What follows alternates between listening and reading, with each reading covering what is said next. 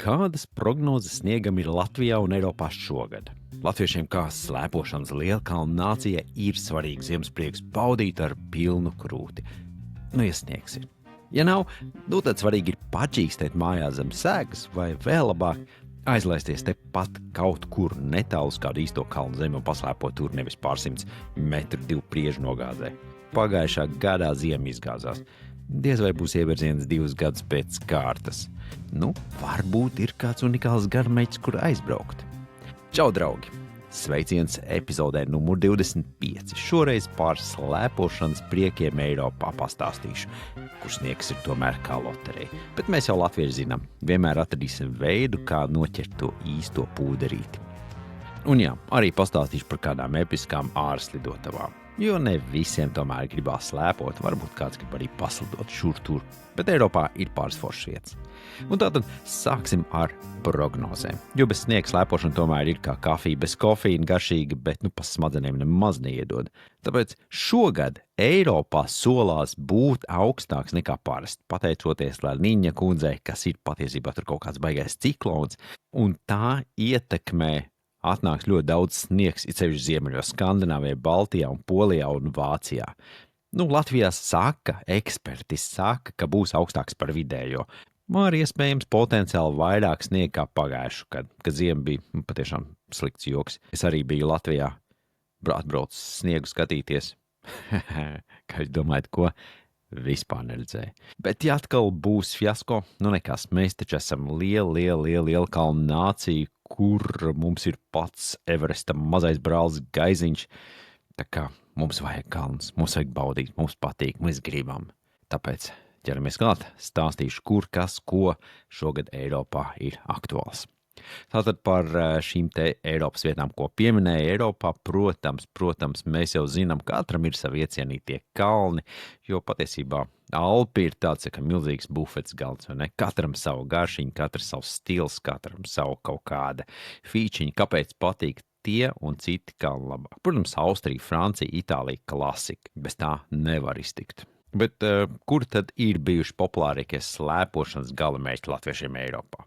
Latvieši lielākoties mīl Austriju. Protams, arī Itālija ar Dolomītu kalniem. Ļoti skaisti. Nočilo, pēc tam itāļu mieriņā iedzer vīnčiku, paēd picu, skaisti. Francija, Aktiņnēs vai Torrēns, sniegs ir kā mūsu Latvijas lietas, diezgan garantēts.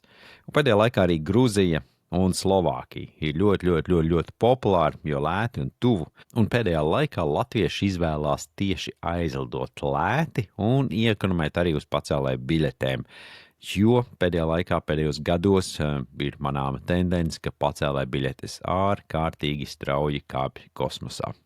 It sevišķi jau pieminētajos Alpos. Kādus tiešos lidojumus un slēpošanas kurortiem šodien Air Baltica piedāvā?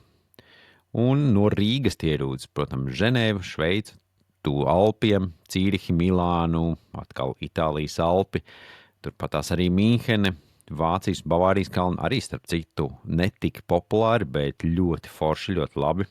Salzburga, Austrijā un pat, protams, arī Tbilisī, Gruzija, ko es jau pieminēju. Ziemas sezonā Air Baltica sola vairāk kā 90 tiešos reisus.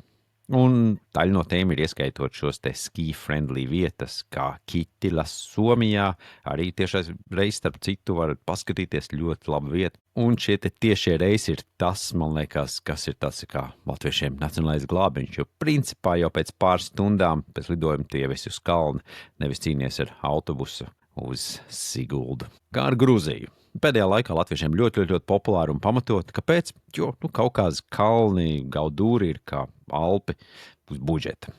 Lēti pacēlēji, lēts vietējais alus, sniegs dziļš un ļoti daudz freeride iespējas, kur justies kā pro, pat ja esi diezgan amatieris. Pieredzīt gan vajag, ja? Tā kā nelec iekšā uz reiz lielajā pūderī, ja tu neko to neesi darījis.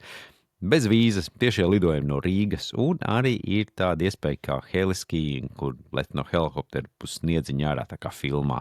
Ļoti forša adrenalīna iespēja, un to arī var tur izmēģināt, ja neesi mēģinājis. Plus, protams, Gruzija ēdiens.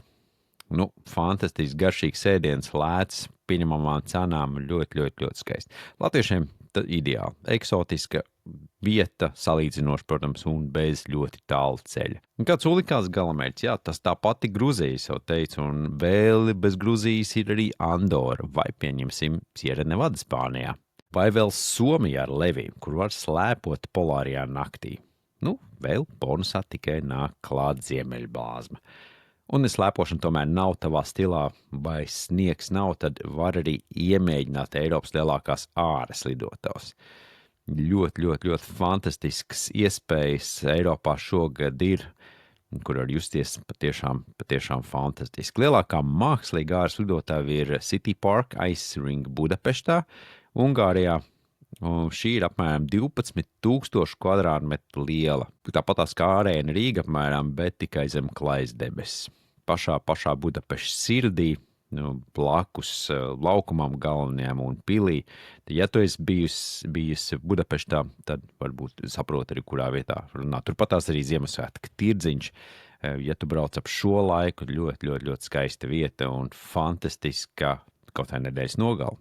Turpatās var izīrēt arī slīdas, nodarbības, ja bērniem brauc arī, un, protams, arī ir vietējais bāriņš, kur karstvīnu iedzert un tā. Un, starp citu, kas ir interesanti, šī te slidotava strādā jau no 1870. gada. Mēs viena no senākajām āras lidotavām publiskajām pat pasaulē. Bet lielākā dabiskā āras lidotava ir Austrijā. Šeit platība ir līdz pat 6,5 kvadrātkilometriem. Milzīgs ezers Alpos patiesībā, kur slundām slidot apkārt un riņķo fantastiska vieta, protams, daba un apkārtne. Tā ir ne tikai slidotava, tur ir gan hokeja laukums, gan kērlinga zonas, kalni, saulīte, fantastiska vieta.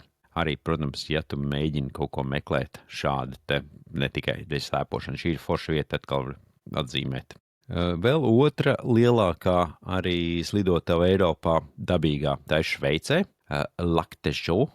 Šī ir pat līdz pat 9,5 kvadrātkilometriem, bet, diemžēl, ne visa pilnībā sasalst, atkarībā kāda ziema. Ja nu ir augsta forša ziema, protams, sasalst visa, bet nevienmēr tā ir. Līdz ar to ir ļoti daudz marķētās drošās zonas, kurās tu vari slidot, bet nebūs tā, ka viņa būs pilnīgi visa. Šeit arī, protams, var izīrēt slidas, nedēļas nogalēs ir arī tirgotāji ar uzkodām, forši ģimenēm, gan pastaigām, kad ezera krasta var, ja laiciņš ir forši. Tas ir arī skaisti, ja brauc uz Šveices pusi. Ko vēl darīt garamēķos, ja mammas, omes un tomēr arī sievas mātes pieskās braukt līdzi? Nav ko satraukties, ne tikai slēpošana, ir daudz ko citu darīt. Protams, Austrijā, tie ir spa, termālie baseini, kur oma var relaksēties kā karaliene. Gruzijā vīna degustācijas, Vanetī reģionā, sarās baznīciņas, kultūras tūrītes. Francijā siera fondija, šokolādes darbnīciņš, kur visu ģimeni var ēst un aizmirst pa kalniem patiesībā. Un slidotavs arī. Pēc ledus kafejnīcas pilsētas pastaigas sievas māte atradīs jaunu sev šallīti un būs pārlaimīgi. Forši visai ģimenei. Un kur ir tie foršākie kalni, kur braukt ar maziem bērniem? Eiropā topā ir viennozīmīgi Serfaus, Austrijā bērnu parks ar maģiskiem pacēlājiem un dinozauru tēmu, tāda patiesībā Disneyland uz sniega. Vēl ir Les Gets Francijā, ļoti vieglas trases bērniem, dažādi bērnu aktivitāšu klubi ar pieskatītājiem, lai jūs paši varat močīt pa lielajām trasēm un baudīt, kad bērni ņemās ar savām aktivitātēm. Ir ļoti forši. Ore, Zviedrijā. Ģimenes zonas tur ļoti daudz ar dažādām rotaļām. Patiesībā tāds Līva akvaparks tikai augstais, ļoti daudz ko darīt, ļoti forša vieta sakārtot. Un Francijā ir vēl tāda vieta Avorais, man liekas, tā viņš saucās. Un šeit ir viss kaut kas ar ragaviņām forša braukāties mazajiem un viss kaut kas. Tur tiešām tāda pasaku pasaulīte ar uzburta ļoti jauki. Vēl par ekskluzīvākām vietām. Ja kaut ko gribās savādāk un nedaudz Spānijā, Sierra Nevada, jā, dzirdēja man pareizi. Reti, kuram Spānija asociējās ar slēpošanu, bet ir tālākais uz dienvidiem slēpošanas kurorts visā Eiropā. Patiesībā nav nemaz tik slikts. Apmēram 112 km ar trasēm, 1500 metri vertikālais kritums, netālu Granada, Var apskatīties arī pilsētu, kas ir ļoti skaista. Sniegs garantēts, jo ir augstu un arī nakts slēpošanas ap citu ir, un tā kā tur balīt uz kalnu, kā jau spāņiem patīk.